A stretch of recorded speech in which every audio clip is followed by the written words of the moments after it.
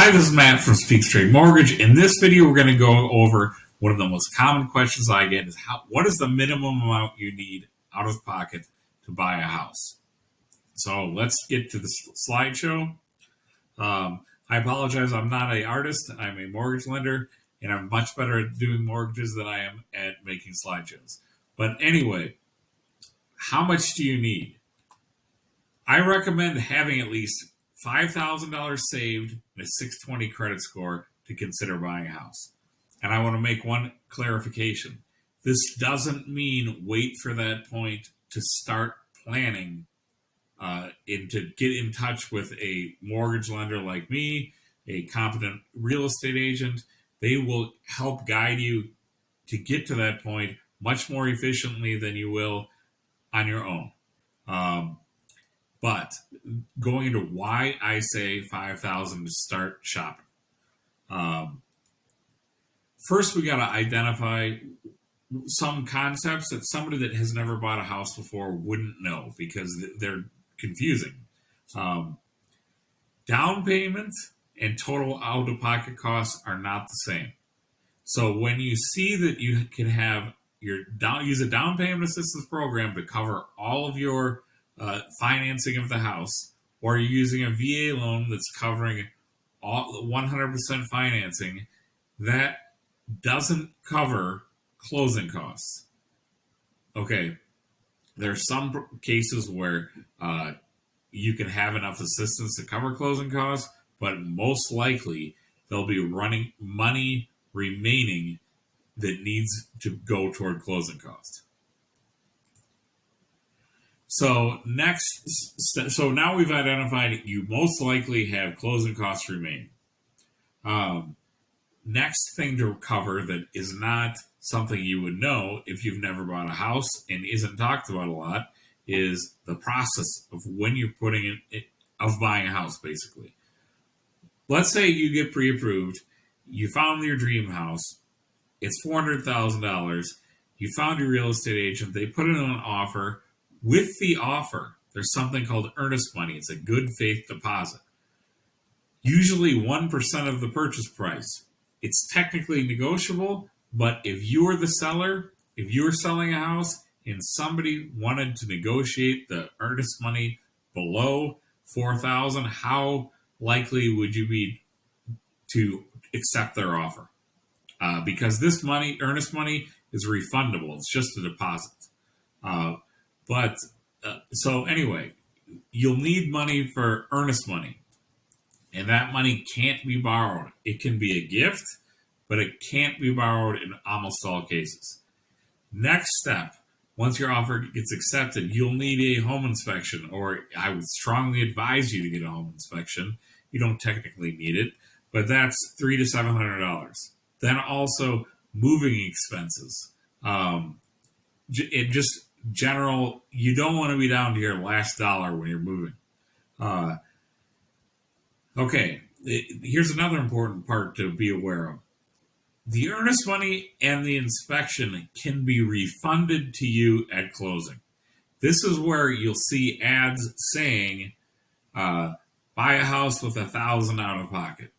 Technically, that's true because you can get this earnest money and home inspection money refunded at closing under the right circumstances. So the net result is having $0 to $1,000 out of pocket, but you still need to have this up front because you don't get the down payment assistance money until you close. And this is something people miss because, it's not talked about. Okay, so now we've gone over the costs to be aware of if you're using down payment assistance, so we have closing costs likely remaining. We have the earnest money. We have the inspection. So how do we minimize those costs? And the way we do that is seller concessions. Seller concessions can't help with the upfront cost of the earnest money or the upfront cost of the inspection, but they can get the money refunded when you're closed.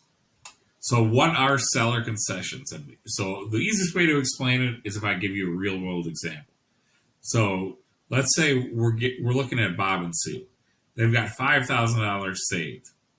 They're looking at a $400,000 house. If they're used CHAFA, which is a down payment assistance program, there's about 9,000 short, or not short.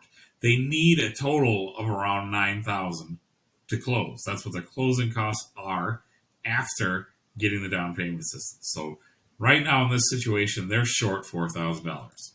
So this is an example how seller concessions are used.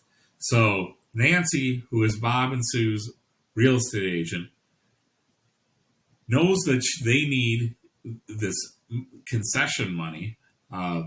So that she calls the listing agent and says, hey, we're going to put in a full price offer, but we're asking for you to pay $5,000 of Bob and Sue's closing costs. So if this is accepted, now instead of needing $9,000 out of pocket, they only need $4,000. You could use the same scenario of you could ask for the full $9,000 in closing costs. Technically, on a CHAFA deal, you need $1,000 in the deal, but you can ask for the seller. The seller can't pay your down payment, but they can pay your closing costs. Okay, so how do you get seller concessions? You need a real estate agent that knows what they're doing and has experience negotiating seller concessions. And if they're an experienced agent, they'll have a lot better idea of which properties or which sellers are likely to accept an offer that has it. As an example, if you're going to look at a house that's been freshly flipped and looks great and has 5 offers on it, it's much less likely that they're going to accept your offer with seller concessions. So that's kind of a summary of how I'm saying $5,000 out of pocket.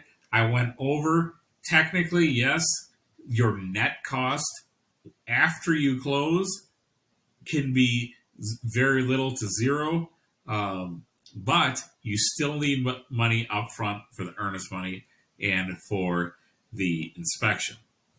I also covered the importance of having a real estate agent that knows what they're doing.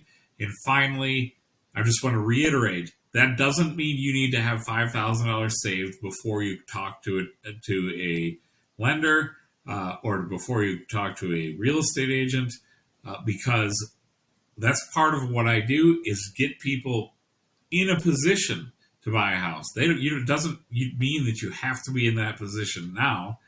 I don't really care if you're buying a house in 2 weeks or in 2 years. I'm here to help you. So that's kind of a summary of out-of-pocket costs. Hope that helped. Hope you're having a great day.